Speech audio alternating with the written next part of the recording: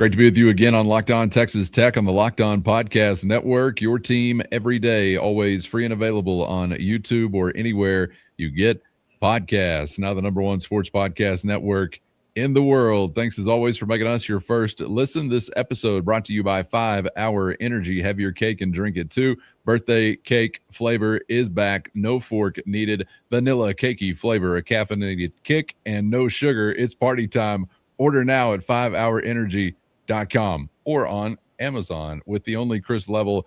I'm Casey Cowan. Chris, great to be back with you once again for a Locked On Texas Tech special edition. It's the Matador Mob Mailbag, and it is overflowing once again in all directions as we've been talking a lot of different things here this week. Obviously, Red Raider hoops at the forefront, and we'll get to plenty of that today. Questions about an offensive specific assessment post JT Toppin now in 2 games. One of those featuring a team that analytically, from a defensive standpoint in Cincinnati, had been tough, and you gave them one of their worst days of the year. What are we to make of it? We'll get to that coming up in just a moment. Also want to talk about any continued update in the pursuit of number one advantageous standing in the Big 12 tournament. Double buys I want to discuss with you, and then the possibility of some things NCAA tournament-wise as well we'll check in on. But want to kick off our conversation today, Chris, with something that has just been bubbling up, I guess, over the last 24, 48 hours being reported on, an indication that there was something as far as a presentation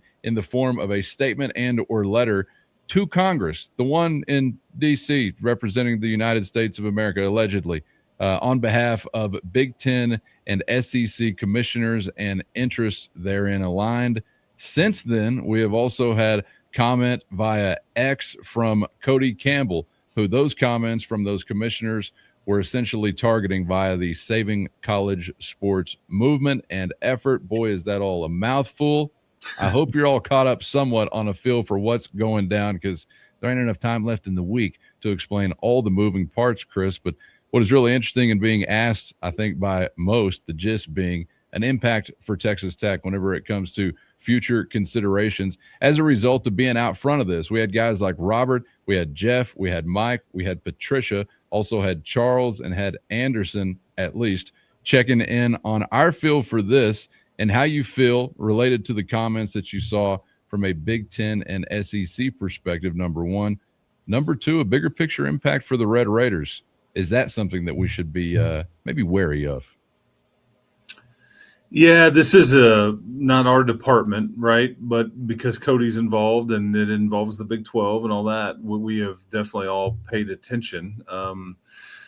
Cody's whole argument is basically saying if you treat this like the NFL does business and the NBA and these professional leagues, it's like if you're operating as one, there's just way more money out there for everybody, and the big boys can still be made whole, but it's just better for everybody. And instead of potentially programs being cut, scholarship reductions, or like you see Rutgers with it's like they're in major debt, and they're in one of these 2 big leagues.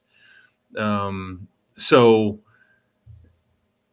the big picture is, I think that most of the folks that saw what the Big Ten and the SEC sent out there kind of took it to mean there must be some actual movement here for them to react the way that they did.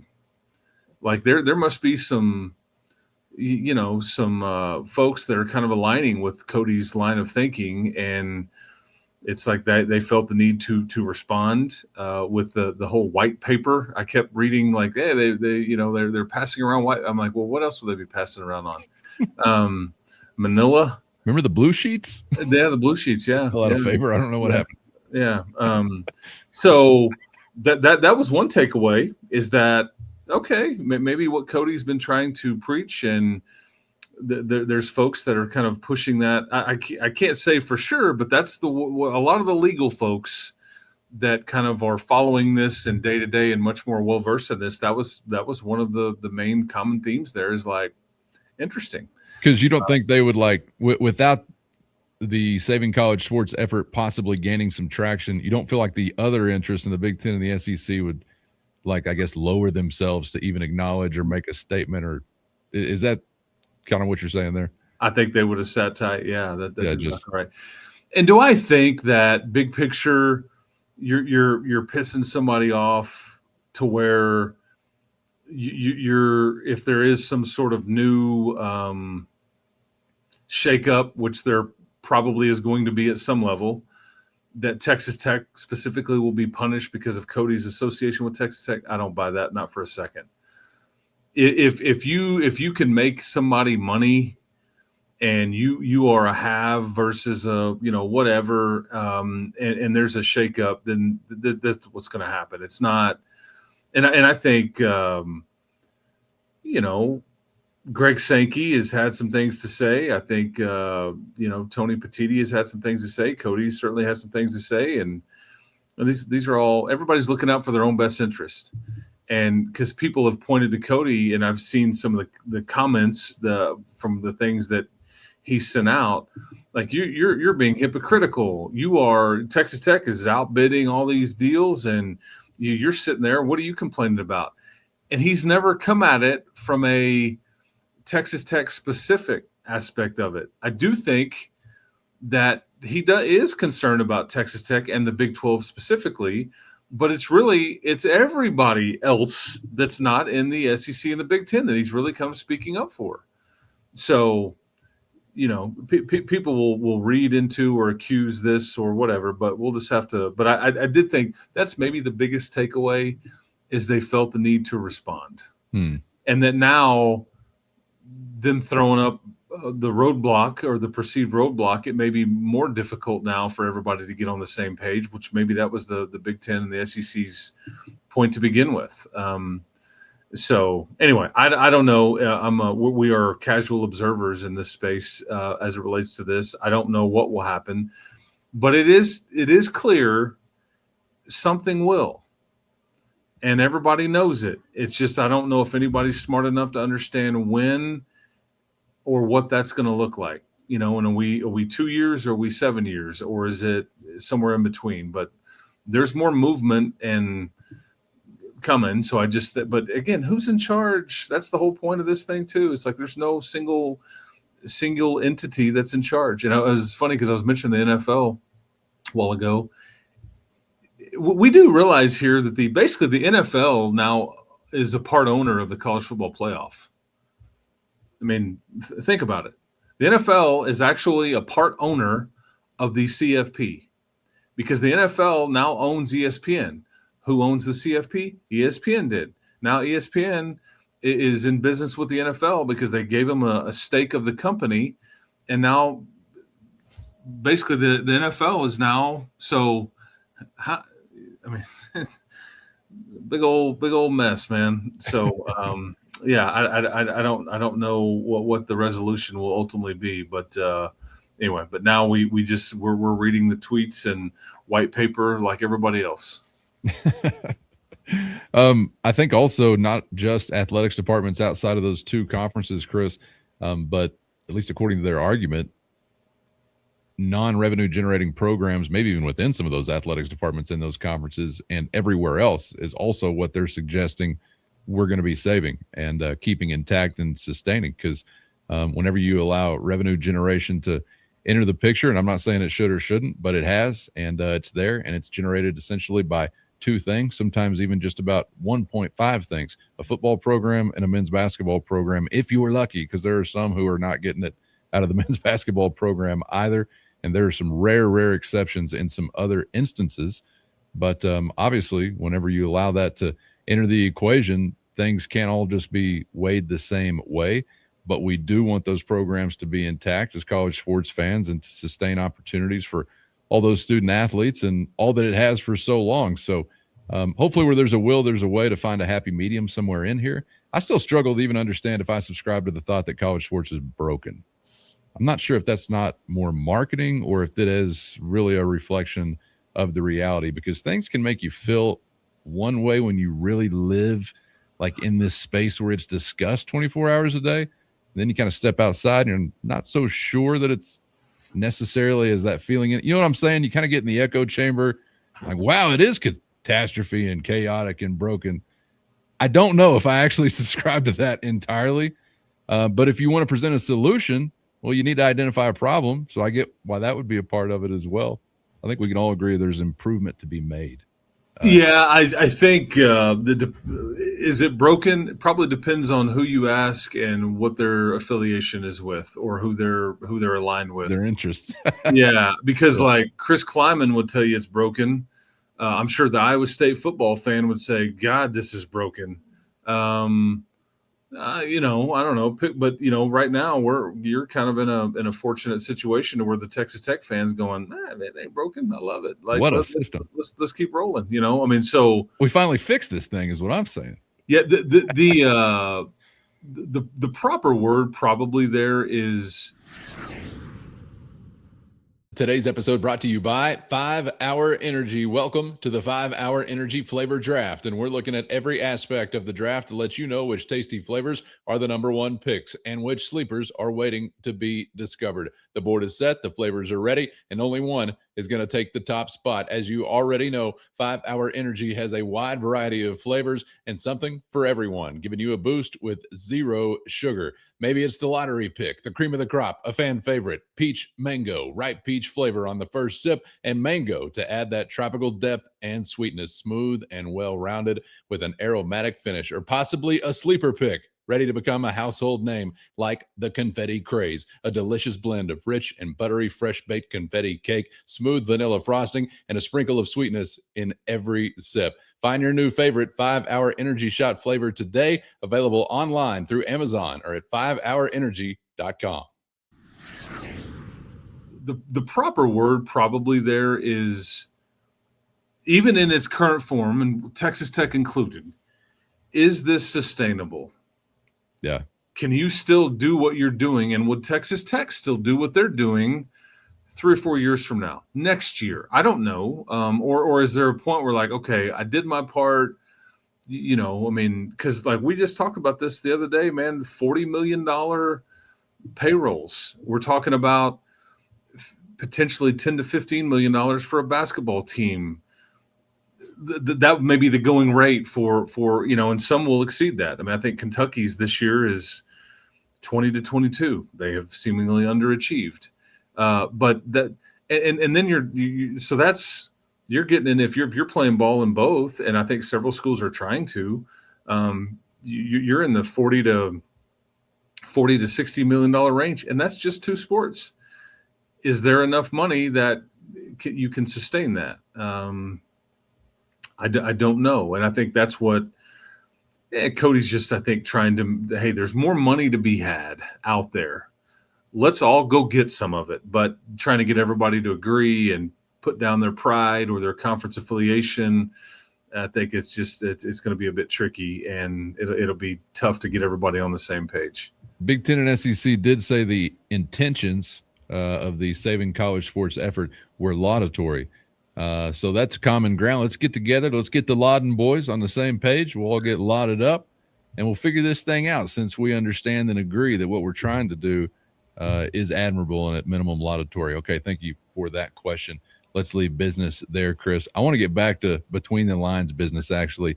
We'll get more so in full to getting ready for Red Raiders and Cyclones from Ames, Iowa on our next episode. But a question here, kind of looking back at life just in this short amount of time, post JT, and specifically offensively.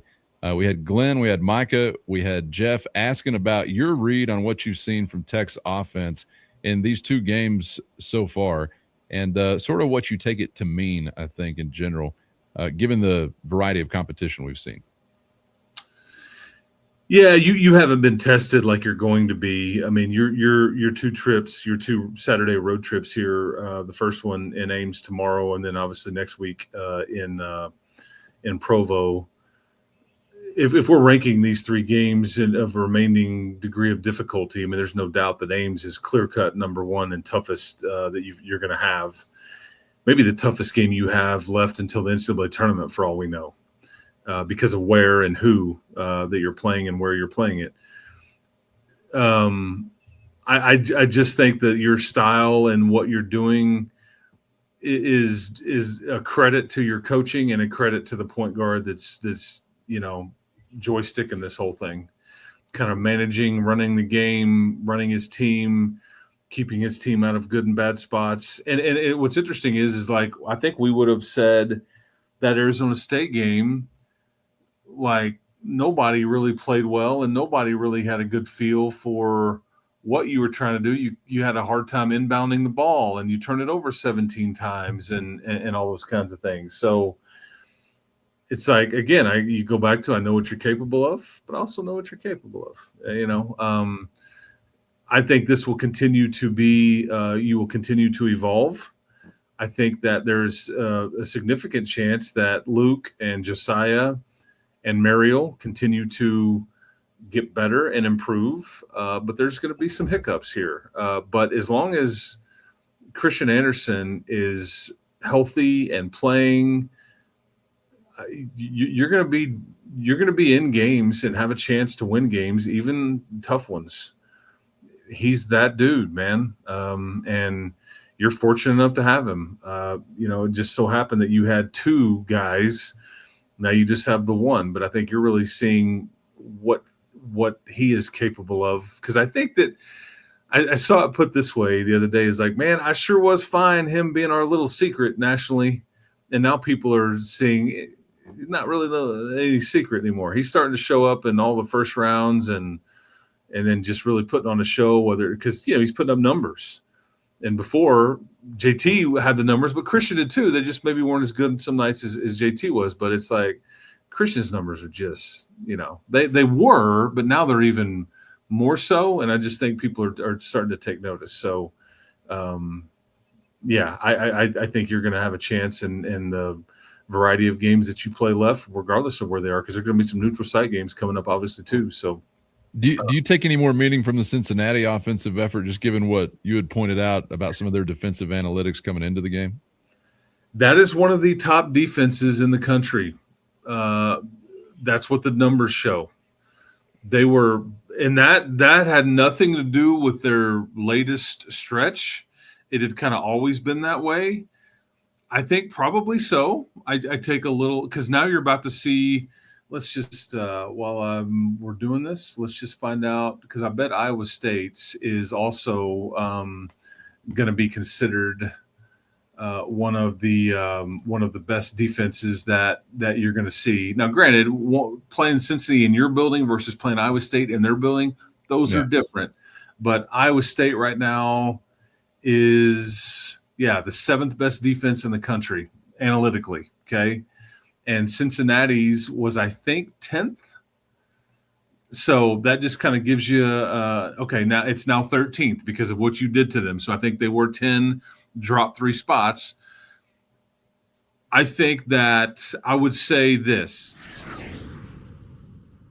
First, today's episode brought to you by Gametime. Have you ever decided at the last minute to head to a ball game with friends or family? Maybe it's game day and you suddenly feel the call of the stadium. That's exactly where Gametime comes in. It's the easiest way to grab last-minute tickets without the stress. And with the money you save on tickets, you can then splurge on foods, drinks, gear, and more. Gametime makes it all possible. And best of all, Gametime makes buying tickets fast and simple. Prices on the app actually drop the closer you get the first pitch, and they've got incredible last-minute deals, clear seat views, and a lowest price guarantee that takes the worry out of buying. And if you're like me, you get tired of endless scrolling trying to find the best deal, and that's why Gametime's Zone Deals is the go-to move, since it automatically picks the best seats in your section for you at the best price. And as always, you can get a view from your seat right there in the app. So before you buy, you know exactly what you're going to see. Take the guesswork out of buying tickets with Gametime. Download the Gametime app, create an account, and use our code LOCKEDONCollege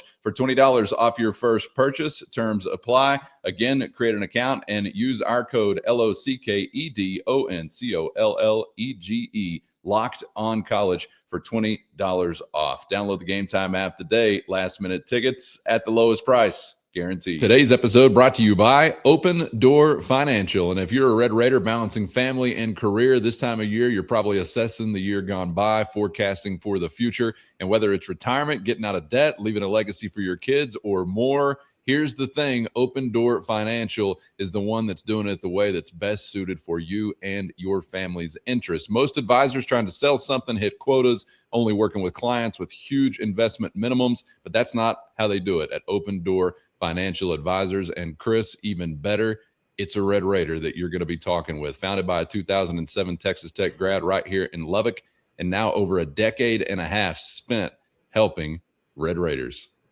Yeah, Cowan, Derek lives in Lubbock. He's buying pizzas for the campers out there before these football and basketball games, things like that. He gives back.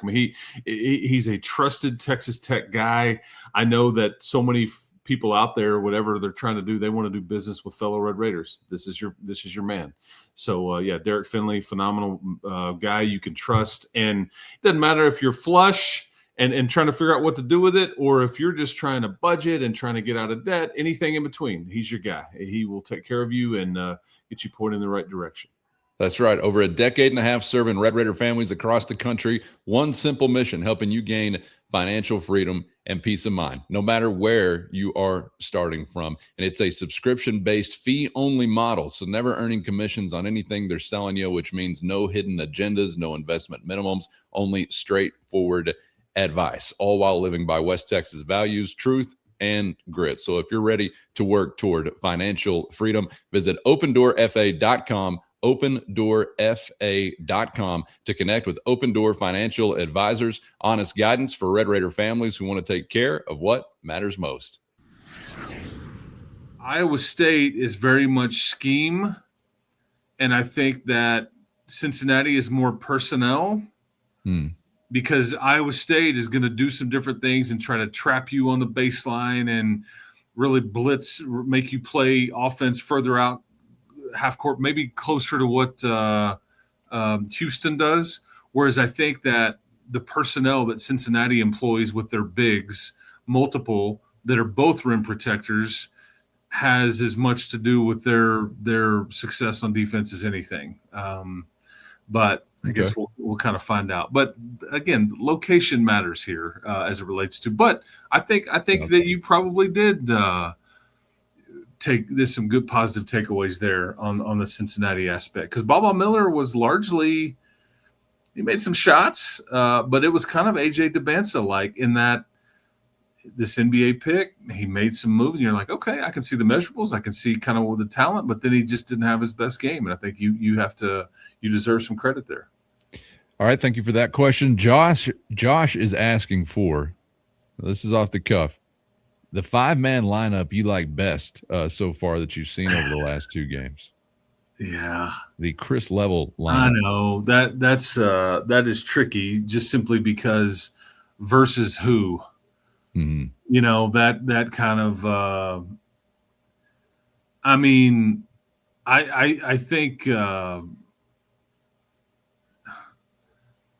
I'm having a hard time sitting anybody from the first five he's usually. I know. I mean, and if you were asking my opinion, I'm not. And again, we haven't seen a ton of this, but I'm not opposed to. And you've barely done this because you haven't really needed to. I just wonder if you're going to need to go this route. But your starting five is probably the answer. But I also wonder what Mosley at the 5 and what that would look like if you decided to kind of go small, if you will, and play more of a faster, more athletic, whatever. That's interesting. You go that direction, because my first thought, and I'm just trying to come up with something because I'm thinking, well, I kind of like the 5 that he chooses first since then. But it's interesting. You go the smaller direction and the advantages that would come with it. Because my first thought is just probably instinctively like, can we get any bigger, I guess? So then I'm thinking, well, who are you shuffling? Because it's a Mosley that enters the picture, I think. But then it's like, well, who is it? Petty? And you're moving Watts around? Well, I don't want Jalen Petty sitting down. I like Jalen Petty on the floor. So it's kind of a struggle just to think. Yeah, I guess. Watts playing if you put Mosley at the 4 and Watts at the 3, and then you've got, but then you don't. But then I guess between Christian, Petty, and Atwell, one of those guys has to come out if you're going to go in that route. I mean, I don't know. I just feel like, and again, everybody is better on some nights than they are on others, and then you mix in foul trouble and all that. But I mean, it's just hard to really dispute like the starting five or anything like that. But I think Mosley being in there, that's my preference, just because I think he is more of an up and down. There's some I just we've seen enough of Tyree Bryant. I just don't think that him being in and somebody else being out is a net positive. Mariel is still very young and shows you flashes, but can get in foul trouble. I just think Mosley has done the most of those guys that are sitting over there next to Coach McCaslin, that he's the only one that I could make an argument for. It's just like who comes out, right? And if that may be a preference on, do we want to go big? Do we want to go small? You know, those kinds of things. But yeah, JT Toppin on the floor is your best five, but that's unfortunately not possible. All right, Josh, thank you for that question. We had Randall, we had Jeff expressing surprise at the lack of Leon Horner presence recently. Any feel for the ebb and flow of his minutes? You know, some of that's matchup related. I think Leon is a great teammate. I think that he's, like, is it going to shock me if he gets thrown out there against Iowa State and does well? Nope. Would it shock me if he doesn't play? Nope. Would it shock me if he gets put in there and struggles a bit, turns it over, or misses this, misses that? All's on the table. Some of this is just matchup based. Some of this is, but it is worth noting, and I think this is why some people are asking. Your two biggest wins of the year, or two of your three biggest wins of the year, I mean, he played significant minutes, and while he didn't register just big numbers and anything, he positively impacted your wins versus Duke and versus Arizona. Both were away from your building, so I guess maybe we need to be on Leon Horner alert here in Ames. I don't know, just but yeah, I get the questions. It's just I think depending on how foul trouble goes and who it's on, that's maybe why he gets inserted versus why he doesn't, and that's their preference. So yeah. All right, thank you for that question. This question here from Tyler: who is the most impressive dunker you've seen in a Red Raider uniform? We're not talking football, guys. We're talking the real deal. This is probably like which flavor of your ice cream is or which flavor of ice cream is your favorite, right? Because everybody could have different opinions of chocolate, vanilla, strawberry, Rocky Road, whatever.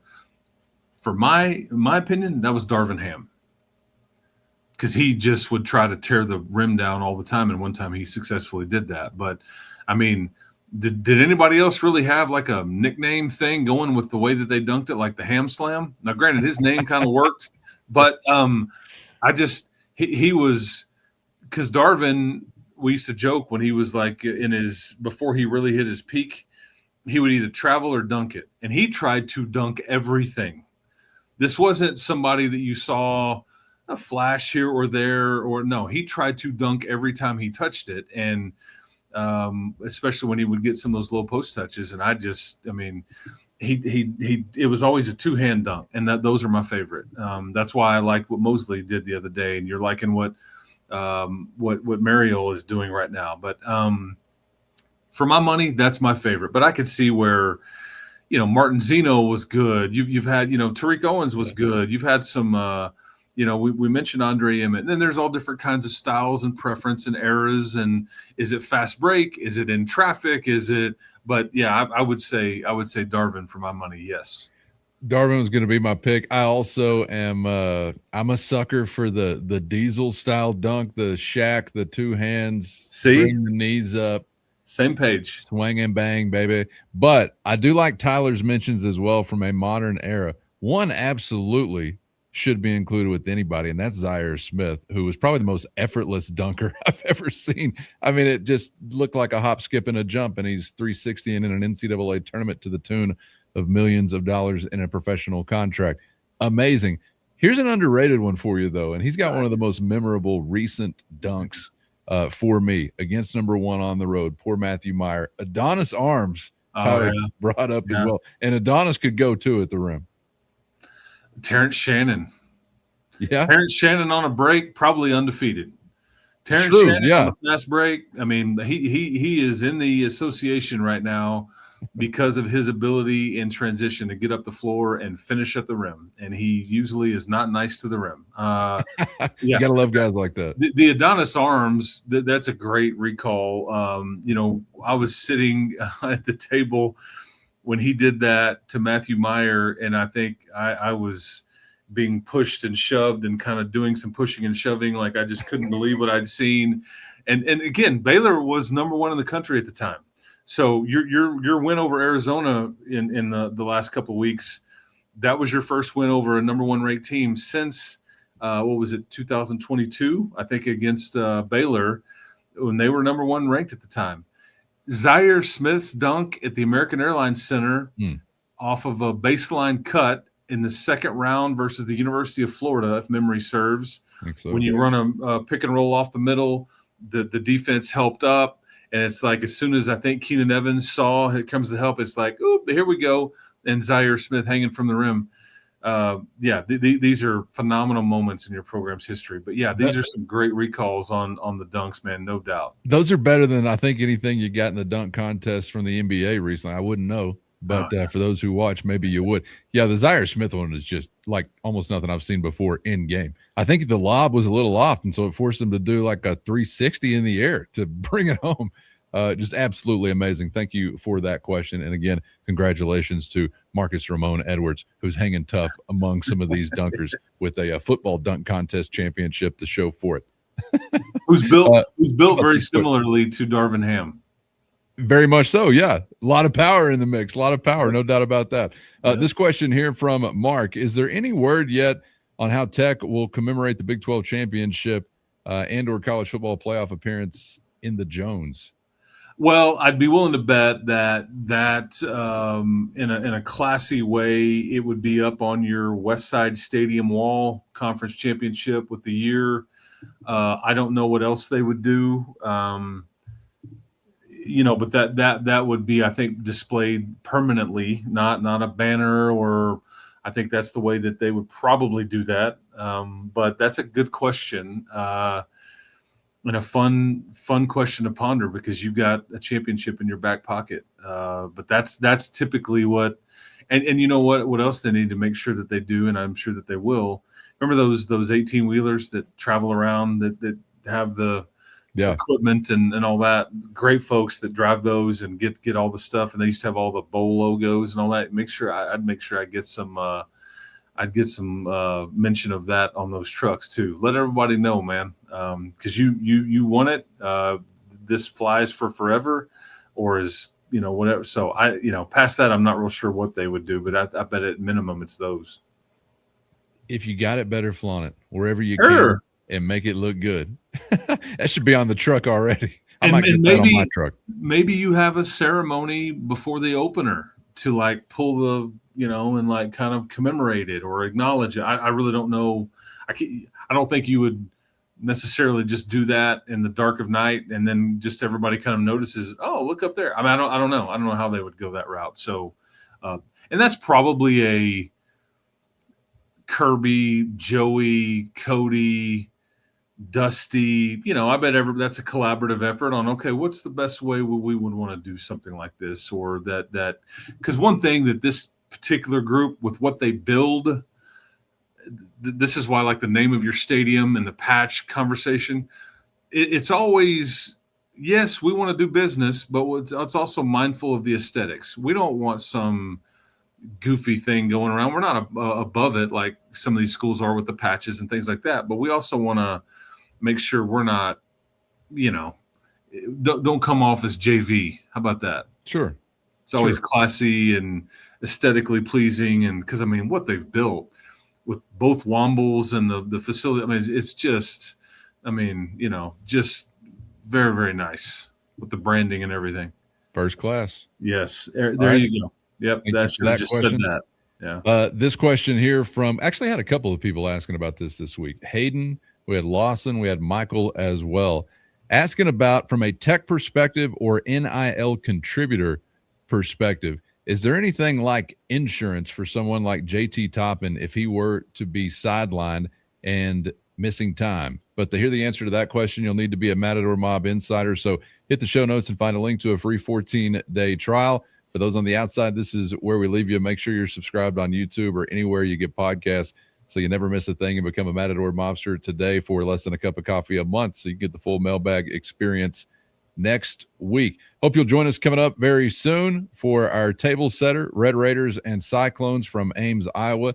We're going to circle back to get ready for that one, Chris. So we'll see you then on the other side of what's next. That's the OT. Thank you for all the time this week, regulation and beyond. We appreciate you, and we'll be on to the OT now.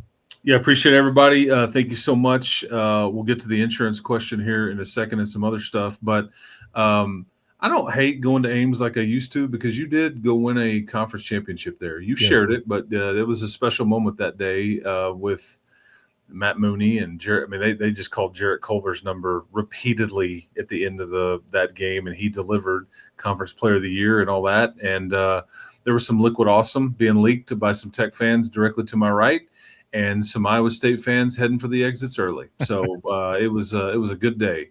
It was a good day. So we'll see what is on tap in Ames tomorrow, and I think be back a bit later today and discuss some of that.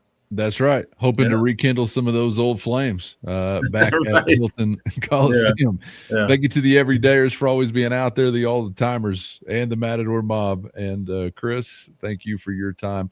Appreciate everybody for joining us once again. For Chris, I'm Casey. Thanks as always for the time. We'll see you back for the next round on Locked On Texas Tech.